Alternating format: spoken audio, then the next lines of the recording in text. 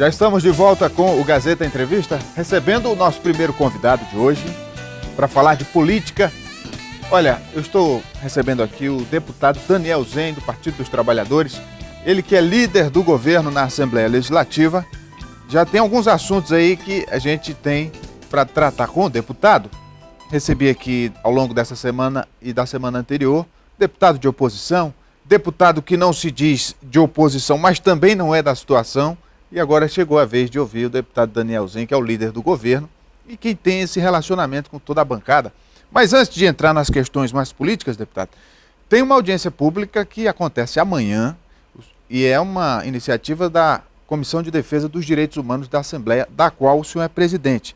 Essa audiência é para tratar daquele projeto de lei polêmico lá da Câmara e do Senado, da regulamentação da terceirização de mão de obra no país. Quem vai estar aqui para discutir esse assunto é o senador Paulo Paim, do PT do Rio Grande do Sul, e, portanto, é uma agenda que interessa muito aqui no Acre, porque aqui tem muita empresa terceirizada, né? Com certeza, Rogério. Primeiro, boa noite, te agradecer aí mais uma vez pelo espaço, e acho que aproveitar também esse nosso bate-papo para convidar as pessoas, o público em geral, sobretudo os trabalhadores terceirizados, representantes de empresas, de cooperativas, que possam amanhã, na sexta-feira, a partir das 14 horas, portanto à tarde, no plenário da Assembleia, essa audiência pública que na verdade é uma audiência da Comissão de Direitos Humanos do Senado e que a Comissão de Direitos Humanos da Assembleia também recepciona, né, como anfitriã, e essa parceria das duas casas, do Senado Federal e da ALEAC.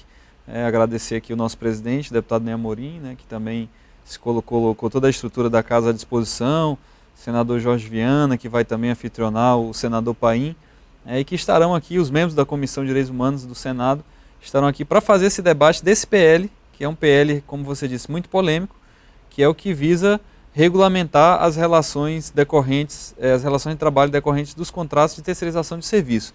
Há pontos que são mais ou menos consensuais, existe o entendimento de que realmente essa relação de trabalho precisa passar por uma revisão, mas há pontos com os quais, por exemplo, eu divirjo, que é aquela história de ampliar a terceirização para a atividade fim, seja dos órgãos públicos, seja das empresas, né, na iniciativa privada. O fato é que, do jeito que está hoje, é uma legislação um pouco frágil, então precisa melhorar, precisa aperfeiçoar, e o que o relator da matéria, que é o senador Paim, está tentando fazer é discutir em todos os estados. Essas audiências estão acontecendo em todos os estados, e amanhã é a vez do estado do Acre para a gente poder debater. Aqui no Acre, nós tivemos episódios recentes de situações envolvendo empresas que oferecem mão de obra ao setor público, né? São terceirizadas. Teve aquele caso da Oca, onde os funcionários que prestam serviço foram demitidos da empresa, e aí o governo teve que dar um jeito de suprir a carência de mão de obra. As empresas dizem que o governo não está fazendo o repasse financeiro correto. Como é que está essa questão, deputado? Olha, o que existe, e muitas vezes eu lidei muito com isso, Rogério, porque respondi por 7 anos, quase 8 anos, por 2 pastas no Estado. Primeiro a Fundação Elias Mansur, no governo do nosso amigo e companheiro Bill Marques, e pela Secretaria de Educação do governador Tião Viana. E o que a gente via muito, em muitos casos, é o fato de que é exigido, para que essas empresas possam receber os seus repasses mensais, essas empresas que são contratadas para fornecer mão de obra terceirizada, é exigida a comprovação de todas as consignações, ou seja, de todos os recolhimentos dos direitos trabalhistas e as obrigações tributárias e previdenciárias dessas empresas para com os seus trabalhadores. Porque o poder público, nesse caso, ele não é o contratante, ele é o tomador do serviço. Quem é o contratante é o proprietário, né, o empresário, o dono da empresa que está prestando aquele serviço para o poder público. E às vezes isso não acontecia, ou seja, tem uma questão aí que é de gestão das empresas, né? Eventualmente pode haver alguma situação que seja de atraso de pagamento, não estou dizendo que isso não existe, e aí tem que ser averiguado caso a caso. Não dá para generalizar, não dá para as empresas dizerem, olha, a gente não paga em dia porque o governo atrasa, porque isso não é verdade.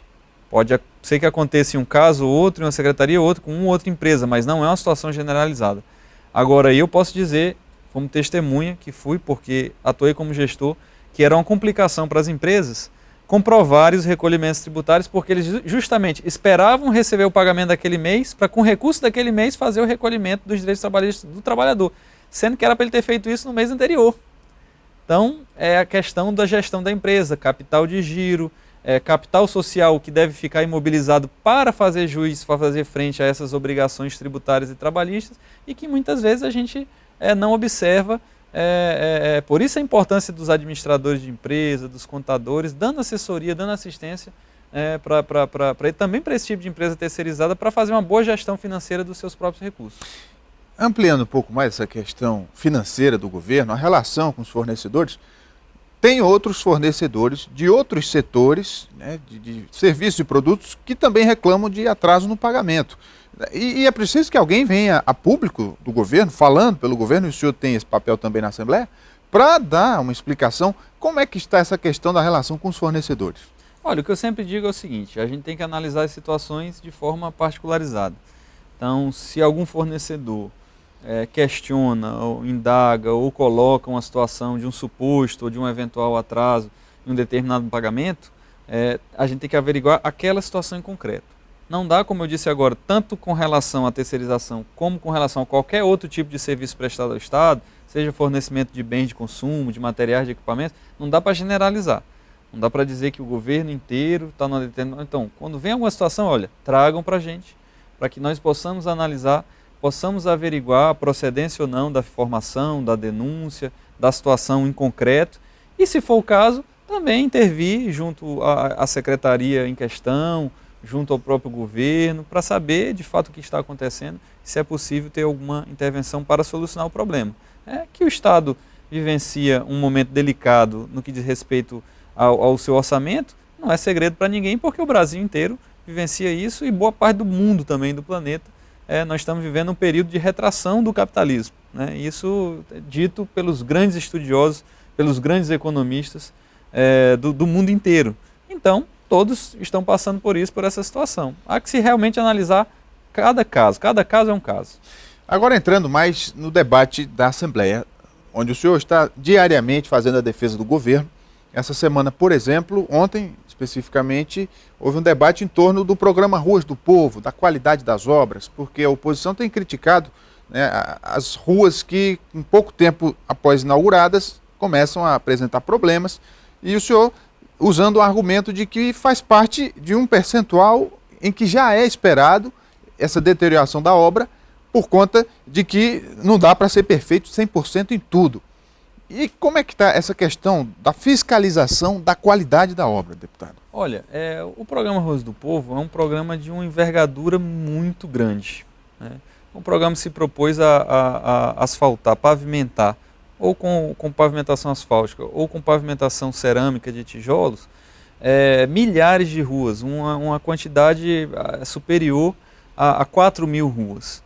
E nós tivemos, na primeira etapa do programa, que corresponde à primeira gestão do governador Tião Viana, nos municípios do interior, mais de 90% dessa meta cumprida, e na capital, mais de 50%, entre 45% e 50% dessa meta atingida. E aí, quando a gente coloca lá que tem um percentual que é uma margem de erro, não quer dizer que necessariamente X% das obras não vão ser bem feitas, ou X% vai estragar ou não vai dar certo. Não é isso. A gente quer dizer que algumas dessas obras certamente apresentarão problemas, ou de execução, ou do emprego de materiais, e que deve justamente a fiscalização ser feita e ser tornada cada vez mais rigorosa, para que as empresas que executaram os serviços e que receberam para tanto, em caso de problemas apresentados, possam fazer a devida correção, possam fazer o reparo. Nós tivemos casos de empresas que houve a rescisão do contrato, que houve inclusive a ação do Estado e da Prefeitura na Justiça, para reaver inclusive pagamentos realizados.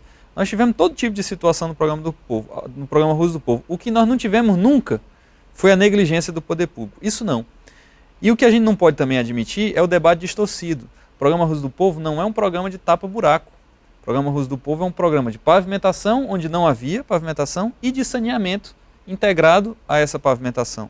E um programa que propôs que o Estado fizesse em nome das prefeituras, ou seja, o Estado chamou para si uma responsabilidade que não é sua, que é das prefeituras municipais. Por exemplo, se o município de Mâncio Lima, para citar um município pequeno, decidisse pavimentar todas as ruas do município com a mesma quantidade de ruas, com o mesmo volume de recursos, passaria mais de 10 anos com o orçamento que ele dispõe na prefeitura, para poder pavimentar aquela quantidade de ruas que o governo pavimentou em menos de 4 anos. Mas, então, por esse exemplo, tipo de situação tem que ser levado em consideração. Quando a gente vai analisar nos municípios, vou tomar aqui como exemplo Manoel Urbano, onde um grande número de ruas já está em condições precárias. O senhor colocou como argumento de que é preciso limitar o peso dos veículos que trafegam nessas ruas. Isso no debate de ontem. Não é uma contradição? Se constrói uma rua, se faz uma pavimentação, onde os veículos não podem trafegar? Veículos de carga, né? Mas se o morador quer fazer uma construção, por exemplo, ele vai ter que levar o material no caminhão. Quando eu digo limitar, não quer dizer proibir. Por exemplo, você não pode ter num município como Manoel Urbano, em que a opção foi feita pela pavimentação cerâmica com tijolos, você não pode permitir que nessas ruas de tijolos trafegue, por exemplo, caminhões acima de um determinado peso, como é em Rio Branco. Em Rio Branco você tem os caminhões de grande porte, de 3 eixos, enfim, circulando pelo anel viário, pela via verde, pelas vias que bordeiam, né, que margeiam a cidade. Inclusive os grandes varejistas da nossa cidade têm os seus armazéns, os seus depósitos, as suas guardas de estoque nas regiões um pouco mais afastadas do núcleo urbano e fazem a baldeação e o abastecimento das suas lojas com veículos, caminhões do tipo toco, caminhões baú, enfim. Existe toda uma normatização que aqui no caso de Rio Branco, da capital, é feita pela RB Trans, com a ajuda do Detran. Nesses municípios menores, que também há tráfego de carros pesados, sobretudo ali onde nós tivemos um trecho de obras da BR com canteiro da empresa próximo do núcleo urbano da cidade, portanto caminhões que trabalhavam na BR fazendo tráfego, utilizando as ruas de Manoel Urbano, assim como agora nas madeireiras. Então você tem que dizer, olha, esses caminhões com esse peso trafegam somente por essas ruas aqui e limita e, excepcionalmente, se for necessário, trafegam também por essas ruas, mas num tráfego que não é intenso. Se você pegar qualquer bairro de Rio Branco, qualquer rua do interior de um conjunto habitacional que é feito em tijolos e começar a passar caminhões pesados ali, vai estragar. Isso é certo, uma rua de tijolos, pavimentação de tijolos não é feita para o tráfego de veículos pesados, de carga.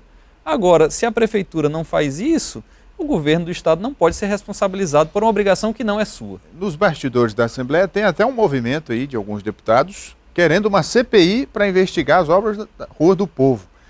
Inclusive, entre esses deputados, tem o deputado Heber Machado, que até bem pouco tempo era da base do governo. E agora tem um discurso contrário e tem criticado o governo. Como é que está a relação do senhor com ele? Não, a relação no campo pessoal é normal. Nós nos tratamos com muita cordialidade, assim como com qualquer parlamentar, seja da situação ou da oposição. Sobre a CPI, eu acho completamente desnecessária. Essas obras já foram, assim como no debate sobre a BR, também o programa Ruas do Povo, eu acho que é um dos programas mais auditados da história do governo do Acre, de todos os governos. Já sofreu auditorias da CGE, do TCE, da CGU, do TCU, dos Ministérios Públicos, estadual, federal. Para mim, não existem órgãos mais adequados para investigar qualquer programa governamental que seja que os órgãos de controle externo da atividade administrativa. Já que o senhor está trazendo essa informação, a Controladoria Geral da União publicou um relatório a respeito da BR-364 apontando irregularidades na execução das obras. E aí a oposição naturalmente encaminhou isso ao Ministério Público, fez muita publicidade. Nesse caso, o relatório, o senhor mesmo diz que o órgão é competente para isso. Eu não tive acesso ao conteúdo desse relatório e não sei qual foi o conteúdo que os parlamentares da oposição foram entregar ao Ministério Público Federal. O que eu quero dizer é que eu, em princípio, confio nas instituições de controle do nosso país, mas confio sobretudo em algo que é fundamental e que infelizmente a gente tem visto um pouco de distorção nisso nos últimos anos por conta do fenômeno da judicialização da política, que é a antecipação dos julgamentos através dos próprios órgãos propositores das ações, se antecipando a uma manifestação judiciária e promovendo a verdadeira execração pública através da imprensa. Isso não pode acontecer. Existe uma coisa chamada princípio do contraditório, da ampla defesa, do devido processo legal, do duplo grau de jurisdição e, sobretudo, da presunção da inocência. Então, qualquer ação, qualquer relatório técnico, jurídico, preliminar, definitivo, conclusivo, tem que ser submetido ao crivo do judiciário. Não se pode tomar uma conclusão sem que antes o Poder Judiciário tem a sua manifestação final, inclusive em grau de recurso. Então, dizer qualquer coisa antes do processo judicial ser instaurado, e mais do que isso, ser concluído, é precipitado, vindo de quem quer que seja. E com essa tese, que tem, obviamente, todos os fundamentos legais, o senhor já responde a próxima pergunta sobre o caso dos 21 que foram denunciados agora na Justiça Federal por conta de desdobramentos ainda da Operação G7. Mas é muita carga para o senhor defender também, né? Eu acredito que as pessoas que foram denunciadas, essas 21 pessoas, estavam aguardando ansiosamente por esse ato, porque até então, 2 anos passados da deflagração daquela operação, ainda não tinham tido a oportunidade de ter a instauração do contraditório, que o contraditório só se instaura a partir do momento em que é recebida a denúncia pela autoridade judiciária, pelo juiz, e após recebida a denúncia, se instaura o processo judicial. E somente com o processo judicial é que você tem o contraditório e com o contraditório o direito de exercício da ampla defesa. Antes disso, você é somente um investigado e você está à mercê da autoridade da polícia judiciária, da polícia ostensiva ou do órgão ministerial, no caso o Ministério Público Federal, e com relação a isso você nada tem a dizer, né? Somente depois de oferecida a denúncia, depois de movida a ação penal, é que a pessoa pode constituir advogado e, portanto, se manifestar processualmente, né, arguir as suas teses de defesa e aí sim esperar pelo pronunciamento da justiça. Então, que bom que essa denúncia foi ofertada agora e que os denunciados vão poder, então, se defender das denúncias feitas. Deputado, nosso tempo acabou. Tinha mais perguntas, mas fica para a próxima. Fica para a próxima, Rogério. Reforçar o convite para essa audiência de amanhã. Sim, né? Com certeza. A gente, então, agradeço aqui o espaço e reforço esse convite. Sexta-feira, amanhã, a partir das 14 horas, no plenário da LEAC, audiência pública para debater o PL das terceirizações, PLC número 30 de 2015, da Câmara e do Senado, com a presença do relator da matéria, senador Paulo Paim. Muito bem. Conversei com o deputado estadual Daniel Zen, líder do governo na Assembleia. Obrigado, deputado. Obrigado, Rogério. Vamos fazer o intervalo. A gente volta daqui a pouco. Não saia daí.